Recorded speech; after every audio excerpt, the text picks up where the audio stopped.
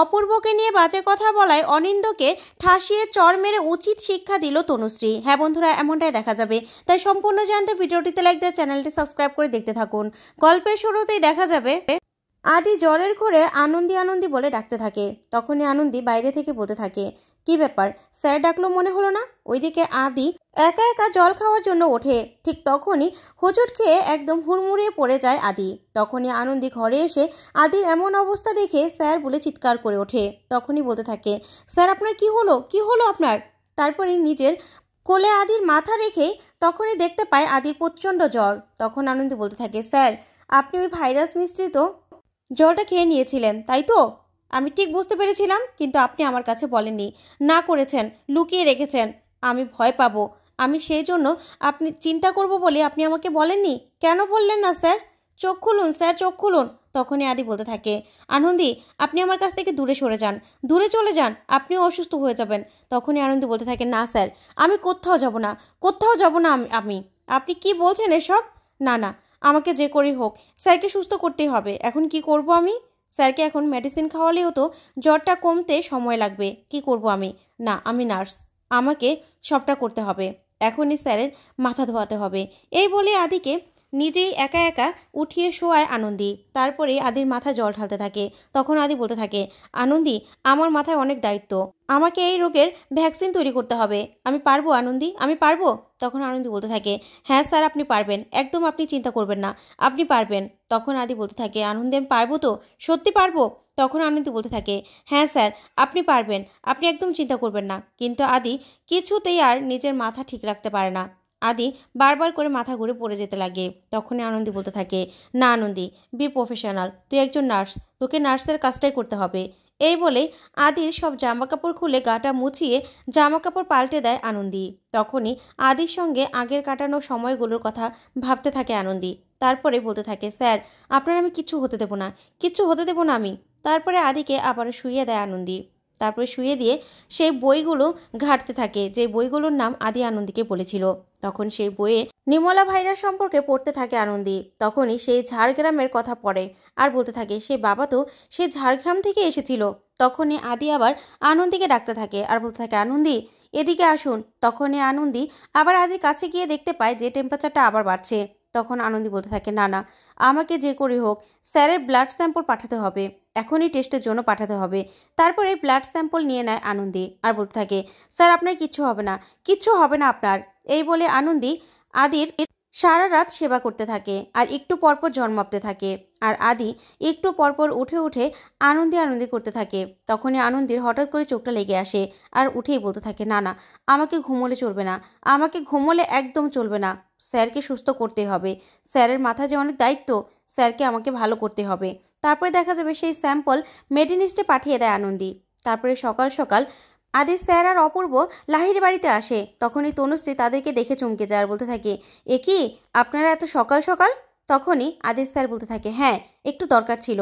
তারপরে আদির স্যার উপরে চলে গেলে অপূর্ব তনুশ্রীকে বলতে থাকে, এ কি আপনি এখনো মাস্ক পরেননি কেন? তখন তনুশ্রী বলতে থাকে, হ্যাঁ পরবো ভাবছিলাম। তখনই অপূর্ব বলতে থাকে, না না, এই যে নিন আমার মাস্ক, এটা আপনি পরে নিন, এখনই পরে নিন। এই বলে নিজের পকেট থেকে মাস্ক বের করে অপূর্ব নিজের হাতে তনুশ্রীকে পরিয়ে দিতে থাকে। তখন তনুশ্রী বলতে থাকে, বাড়িতেও মাস্ক পরতে হবে? তখনই অপূর্ব বলতে থাকে, হ্যাঁ অবশ্যই মাস্ক পরতেই হবে, মাস্ক ছাড়া কারো সামনে যাওয়া যাবে না, ঠিক আছে? এই বলে কাছাকাছি গিয়ে তনুশ্রীকে মাস্ক পরাতে থাকে অপূর্ব। ওইদিকে অনিন্দ পিছন থেকে দেখে খারাপ মানে বের করে। ওইদিকে অপূর্ব উপরে চলে গেলে তখনই তনুশ্রীর কাছে এসে অনিন্দ বলতে থাকে, এত বড় সাহস তোমার, এত বড় সাহস, তোমরা কি না দিনে দুপুরে বাড়ির মধ্যে এরকম করে চুমু খাচ্ছ? যা শুনে তনুশ্রী পুরো রেগে যায় আর ঠাসিয়ে একটা অনিন্দকে চড় মারে। তখন অনিন্দ বলতে থাকে, তুমি আমাকে চড় মারলে, তোমার এত বড় সাহস? দিনে দুপুরে তোমরা এসব করছো আর আমাকে কিনা চড় মারলে? তখন তনুশ্রী বলতে থাকে, হ্যাঁ এসব কথা বললে না আমি তোমাকে আরও চড় মারবো, আরও চড় মারবো তোমাকে আমি। তখনই অনিন্দ বলতে থাকে, কিন্তু আমি যে দেখলাম। তখন তনুশ্রী বলতে থাকে, হ্যাঁ তুমি তো এগুলোই দেখবে, তুমি তো আর কিছু দেখতে পাবে না। আর তাছাড়া তুমি তো একজন ডক্টর, তুমি বাড়িতে কি করছো? তোমার তো এখন হসপিটালে থাকা দরকার। তখনই অনিন্দ বলতে থাকে, আমি কোথায় থাকবো সেটা কি আমি তোমার থেকে জানবো নাকি? তখনই তনুশ্রী বলতে থাকে, হ্যাঁ দায়িত্ববোধ সম্পর্কে একটা কথা আছে, তুমি জানো তো? সেই দায়িত্ববোধটাই না তোমার নেই, থাকবে কি করে? সেটা তো নেই।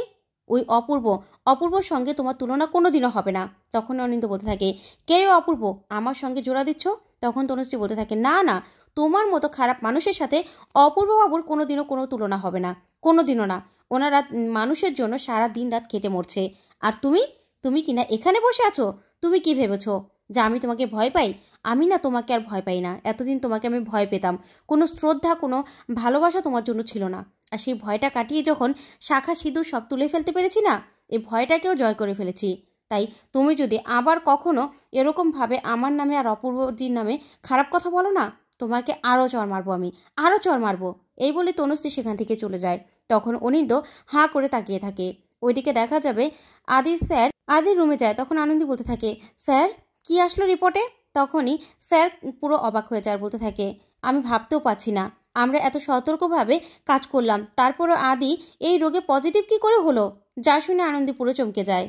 তখন বলতে থাকে, কি বলছেন স্যার? তখনই স্যার বলতে থাকে, হ্যাঁ আদি পজিটিভ। তখনই আদি বলতে থাকে, আনন্দী আমার অনেক কাজ রয়েছে, আমি এবার শুয়ে থাকলে হবে না স্যার, আমার মাথায় আপনি অনেক দায়িত্ব দিয়েছিলেন, আমাকে কাজ করতে হবে। তখনই আনন্দী বলতে থাকে, স্যার ওনাকে ওনাকে মেডিনিস্টে নিয়ে গেলে হতো না? তখন আদি বলতে থাকে, না না, আমি মেডিনিস্টে কিছুতেই যাব না, কিছুতেই না, আমার যে রিসার্চ করতে হবে, সবার জন্য ভ্যাকসিন তৈরি করতে হবে, আমার অনেক কাজ রয়েছে। এই বলে আদি উঠে দাঁড়াতে গেলেই বারবার পড়ে যেতে লাগে। তখনই আনন্দী বলতে থাকে, না স্যার কোথাও যাবেন না আপনি। তখন আদি বলতে থাকে, আপনি বুঝতে পারছেন না আনন্দী, আমাকে যেতে হবে, আমাকে যে কাজ করতে হবে, অনেক কিছু বাকি আছে। এই বলে আদি এদিক ওদিক পড়ে যেতে লাগলেই স্যার মনে মনে বলতে থাকে, কি ব্যাপার, আদি কি তাহলে চোখে দেখছে না, চোখে দেখতে পাচ্ছে না? তখনই আদিকে গিয়ে স্যার বলতে থাকে, আদি তোমার কি চোখে দেখতে সমস্যা হচ্ছে? তখন আদি বলতে থাকে, না না স্যার, আমি একদম স্পষ্ট দেখছি, সব কিছু চোখে দেখছি। এই তো আপনি এখানে, অপূর্ব আপনার পিছনে, আর এই যে আনন্দী, আমি সব দেখছি। তখনই স্যার আদিকে একটা ইঞ্জেকশন দিয়ে দেয় আর বলতে থাকে, কিছু সময়ের জন্য ও ভালো থাকবে, কিন্তু আবার একটু পরে আবার সমস্যাটা শুরু হয়ে যাবে। তখন আনন্দী বলতে থাকে, স্যার আপনি প্লিজ বসুন, আপনি এরকম করবেন না। কিন্তু আদি কিছুতেই আনন্দীর কোনো কথা শুনতে চায় না। তারপরে আনন্দী জোর করে আদিকে শুইয়ে দেয় আর বলতে থাকে, স্যার আপনি রেস্ট নিন। তখন আদি বলতে থাকে, না আমি রেস্ট নেব না, আমার যে কাজ রয়েছে। তখনই স্যার বলতে থাকে, আদি তুমি রেস্ট নাও, তোমার এখন রেস্টের দরকার। তখন আদি বলতে থাকে, স্যার আপনি আমাকে ভরসা করছেন না, আমি কি তাহলে পারবো না, আমি কি তাহলে কাজ করতে পারবো না? তখন স্যার বলতে থাকে, না না আদি, তুমি এই কথা কেন বলছো? তুমি পারবে, কিন্তু তোমার শরীরটা তো এখন ভালো নয়, তোমাকে রেস্ট নিতে হবে। তুমি রেস্ট না নিলে কি করে কাজটা করবে বলো তো? তখন আদি বলতে থাকে, স্যার আমি আপনাদের সবার ভরসা ভেঙে দিলাম, তাই তো? আমি পারবো না, কিছু পারবো না। এই বলে আনন্দী জোর করে আদিকে শুইয়ে দেয়। তখন আদি বিড়বিড় করতে থাকে। তখন স্যার মনে মনে খুব কষ্ট পেতে থাকে। তারপর আনন্দী বলতে থাকে, স্যার কি হলো?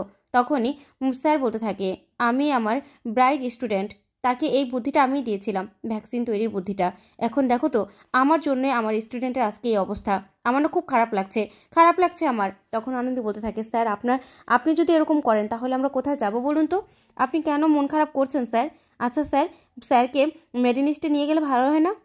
ওনাকে ওখানে রাখা দরকার, চিকিৎসা করানো দরকার। তখনই আদি আনন্দীকে ডাকে। তখন আনন্দী গেলেই আদি বলতে থাকে, আপনার হাতটা দিন। তারপরে আদি মাথায় নিয়ে বলতে থাকে, আপনি আমাকে মাথায় হাত দিয়ে দিব্যি করিয়েছিলেন না, এবার আমি আপনাকে দিব্যি করাচ্ছি। আপনি আমাকে কোথাও পাঠাবেন না আনন্দী, কোথাও পাঠাবেন না। তখনই আনন্দী এই কথা শুনে অবাক হয়ে যায়। তো বন্ধু, আজকের আপডেটটি